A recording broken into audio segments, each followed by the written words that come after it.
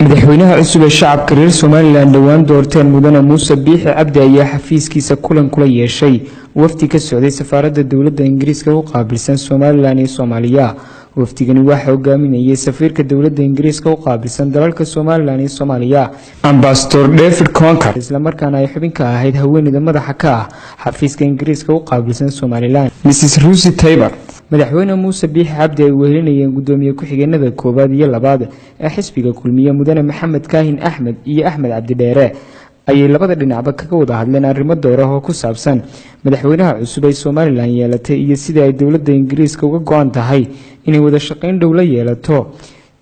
sidii loo sii xoojin lahaa xiriirka soo jireenka ah ee ka dhaxeeya dawladaha Somaliland iyo Ingiriiska. ugu horeyn ambassadorka ayaa waxa uu madaxweynaha cusub ugu bishaareeyay hambalyo rasmi ah oo uga sido dawladdiisa, isagoo intaasi ku daray inay dawladda Ingiriisku muhiimad weyn siinayso sidii kor loogu sii qaadi lahaa deeqaha ay siiso Somaliland ee dhinaca horumarka, isla markaana loo sii xoojin lahaa xiriirka labada dhinac. ambassadorka ayaa waxa kale uu sheegay inay dawladdiisa ka go'an tahay si aanba qaadista wada hadallada u dhaxeeya Somaliland iyo Soomaaliya iyo kamala dhalintooda si mustaqbalka loo gaadho buu yidhi natiijo labada dhinacba ku wada qanci karaan. arrimaha kale oo ambassadorka iyo madaxweynuhu isla soo qaadanaya waxaa ka mid ahaa xiisaha ay dawladda Britain u qabto dadaalka nabadeynta ay xukuumadda kulmiye ka bilowday gobolada bariga Somaliland, waxaanu madaxweynaha ka codsaday inuu ka gungaadho wada hadalladaasi.